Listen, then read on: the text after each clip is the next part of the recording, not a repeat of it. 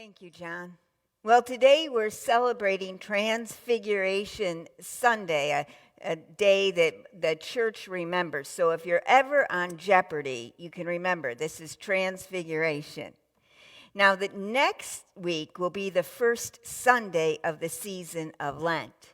Well, in this story of Jesus and three of his disciples, it's actually told in three of our Gospels, not in four. And if this was a television miniseries, I think that Transfiguration would serve kind of as a flashback of what happened in previous episodes. And then it offers a glimpse of what might unfold in the upcoming episodes, kind of like the trailer, the sneak peek. So this morning, I invite you to spend some time catching glimpses of glory. Will you pray with me? God of us all, open our hearts that we might hear whatever message we need to hear this day. We give thanks, O God, that you are our rock and our redeemer. Well, there's a writer called Michael Mayer, and he published a letter to his grandchildren, and it had a quote that goes like this: "If I could wave a fairy grandfather wand at your birth and wish upon you just one gift, it would not be the gift of beauty or the gift of riches or even that of long life. I would want you to have the gift of wonder." Perhaps God is trying to give the disciples the gift of wonder up on the mountaintop of the Transfiguration.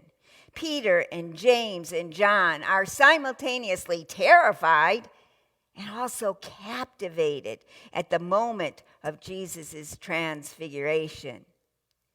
Now, Jesus has taken his closest friends up with him up the mountaintop to pray. Peter, James, and John, undoubtedly they're thinking that Jesus is going to share some great secret with them. And maybe it even crossed their minds, if they thought back to Scripture, and maybe they remembered that it was on a mountaintop where God revealed himself to Moses. Now, in the biblical stories, let's be real, the disciples are not known for their ability to focus very well or to see anything beyond their immediate needs. What's happening in this moment? According to Luke's version of the story, they even doze off while they're on the mountaintop, and their sleep is interrupted by the sounds of voices and bright shining lights. Their eyes are completely open, and they see Jesus' face and his clothes, and they're all glistening, kind of Twilight Zone moment, you know? Moses and Elijah then are having a deep conversation with Jesus. And the disciples are so overwhelmed that they don't even ask themselves how it is that they're able to recognize Moses and Elijah. Now, if this had been like in the 1970s, I'm pretty sure that they would have been accused of smoking a little something. You know what I mean? Remember, it's not like these disciples had seen photos of Moses or Elijah ever. Kind of a crazy moment. For Jesus, this experience on the mountaintop was a really important stop on a very hard journey. The disciples were not turning out to be all that he had hoped them to be.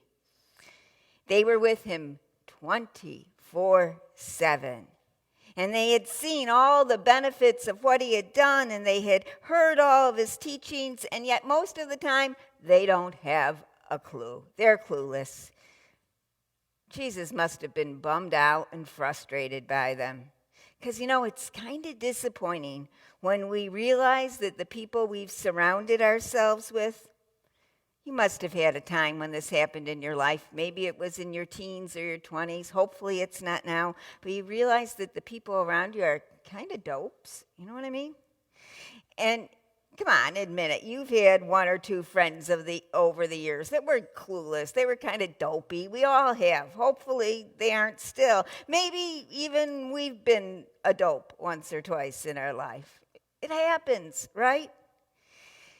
So maybe in the company of his closest friends, Maybe Jesus was just feeling alone. And maybe it's precisely because there wasn't another soul on earth who really understood Jesus that God goes ahead and sends Moses and Elijah to that mountaintop to connect and talk with Jesus. Because those two guys, they knew what it was like to be alone. Because they too had had their share of ungrateful and kind of dopey people around them. So the presence of Moses and Elijah was for Jesus a sign of God's approval. And let's face it, what child doesn't long for their parents' approval? Now, when the disciples caught glimpse of what was happening, they are totally overcome. And Peter makes a comment and he says, let's build 3 memorials or 3 shelters. Now, that sounds a little peculiar, but it wasn't just that Peter didn't want the moment to end. The gospel writer tries to excuse Peter's remarks by stating the obvious. He says, Peter didn't know what to say. So in an instant, they are surrounded by a cloud of light. And then inside the cloud, there's a voice. And the voice says, this is my dear child, my beloved. Listen to him. Do what he tells you. In other words, be quiet, Peter. Listen. Pay attention. Because far too often, let's face it, we don't really pay attention. And we're uneasy when we have to look at things in a new way. And when we have to challenge what we've been taught. That's hard. There's a story about during the Renaissance age, when they were working really hard to understand Aristotle's writing on astronomy, there was a young man, and he's looking through the lens of a telescope at the sun, and he sees something that he hasn't read about. And he runs to his teacher excitedly, and he says, I found something. I've discovered some spots on the sun that aren't mentioned by Aristotle. Come on, come look. And he's shocked. And he's disappointed when his teacher calmly says, if the spots aren't mentioned in Aristotle, then they aren't real. They're either spots on your lens or they're a spot in your eye. And the guy won't even go and look. He won't even look. How often are we guilty of not even bothering to look? Most days, wonder is a luxury that we don't have. We fail to recognize the wonder that surrounds us because we're busy, because we're preoccupied, and that keeps us from seeing the flashes of brightness. How tragic is it if we pass through our one and only earthly life and we miss out recognizing the glories, the moments of glories. And let's face it, we don't need to deny the grim facts of what's happening in our world to see the depths of beauty. Because tragedy and heartache, they are real, but they are no more real than hope and joy. Let that sink in for a minute. Tragedy and heartache are real, but they are no more real than hope and joy. We need a sense of awe, or we're going to miss out on what really matters. The world is filled with signs of the divine. I think I've shared this story before, but briefly, early on in my career, I worked as an advocate for adults with developmental disabilities. And even though many of them were really high functioning, actually they had grown up in institutions because their parents had been told at the time of their birth not to even bother bringing them home from the hospital. Eventually, the government began to stop the practice of warehousing these people with disabilities. And so now these older adults were now transitioning out of institutions into group homes or independently living.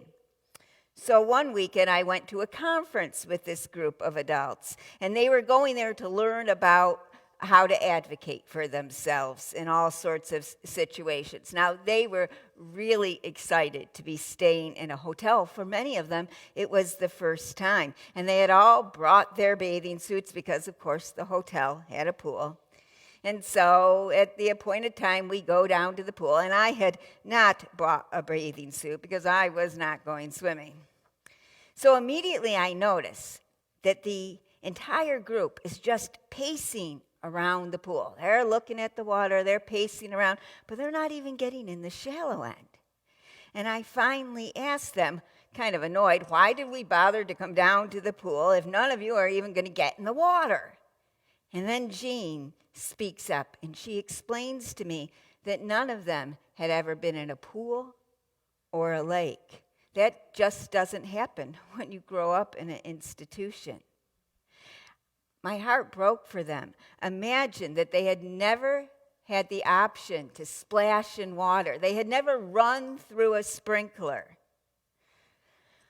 And they stood there on the side of the pool looking so conflicted, so terrified, and yet kind of excited. And they were standing in their bathing suits that they had never even worn before. And then for some reason, I blurted out, if I jump off the diving board with my clothes on, will you at least get into the pool? So I did that. I jumped into the pool, off the diving board, swam to the shallow end. And I could just hear their shrieks of amusement and also delight. And then I stood at the bottom of the steps and I helped them one by one enter the water.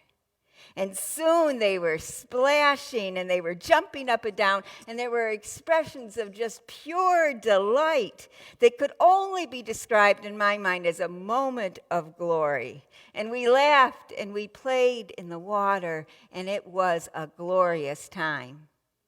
Now, it should be noted that when I got back, the executive director of the agency told me that I had not modeled appropriate behavior by jumping into a pool with my clothes on.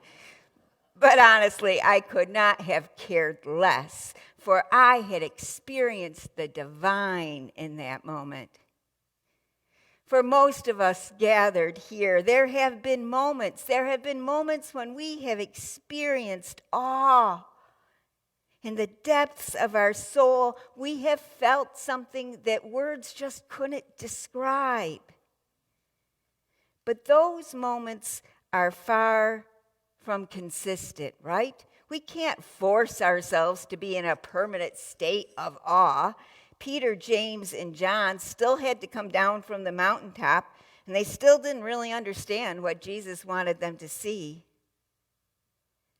How we see our world, I think depends on 100 different things, right? How we feel that day, how the people around us feel, if the sun is shining, if we've slept well, how life is basically treating us.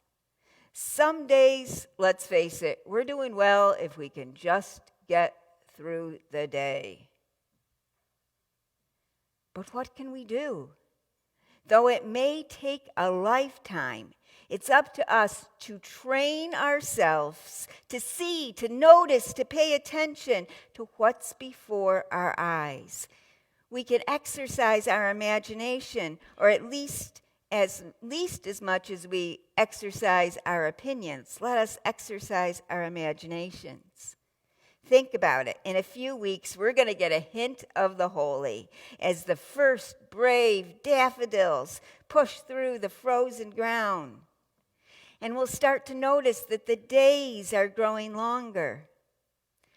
The only way to find the holy is through the ordinary.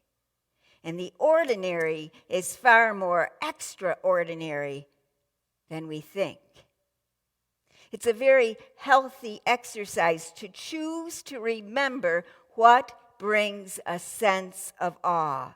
To keep looking around for what refreshes your spirit, what opens your eyes, what produces joy, and what makes us better.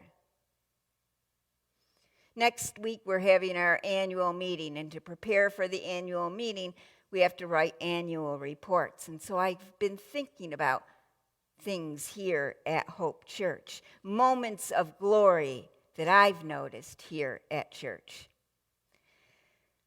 Last year, on Monday, Thursday, I met with a woman that I had known for a while, and she asked if I could baptize her. And so she and I came into the sanctuary alone, and I baptized her, and she claimed her faith. And for me, that showed me glimpses of glory. For me, when Kristen describes how much she enjoys the kids in our Sunday school and how her faith grows from teaching them, that shows me glory.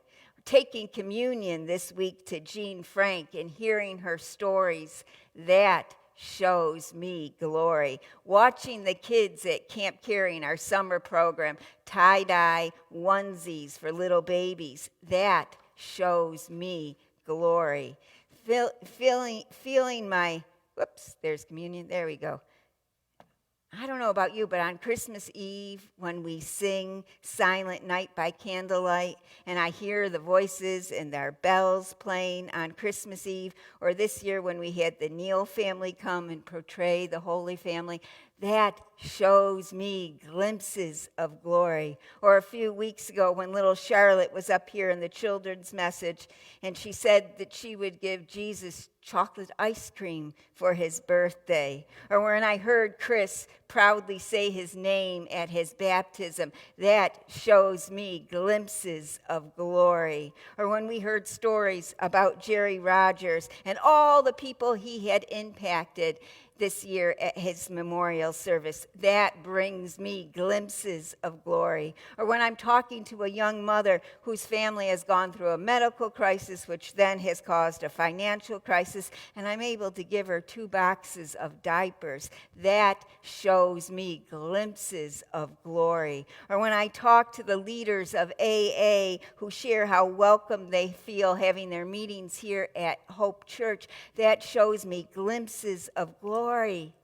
And my list could go on, and I'm sure you have your own list of moments of glory that have happened here at Hope and throughout your own life. We have glimpses of glory. Sam Keen once wrote, I suspect that we are all recipients of cosmic love notes. Messages and revelations are part of each day's events. If only we know how to listen and how to read the signs. Our everyday life is not as mundane as we often think it is. It's not just one day after another. All we have to do is open our eyes and recognize the God moments as we exercise our sense of wonder. Our sense of wonder. Let us train our eyes to see where God is in our midst. Let us receive the gift of awe. My friends, let us claim our glimpses of glory. Let it be so. Amen.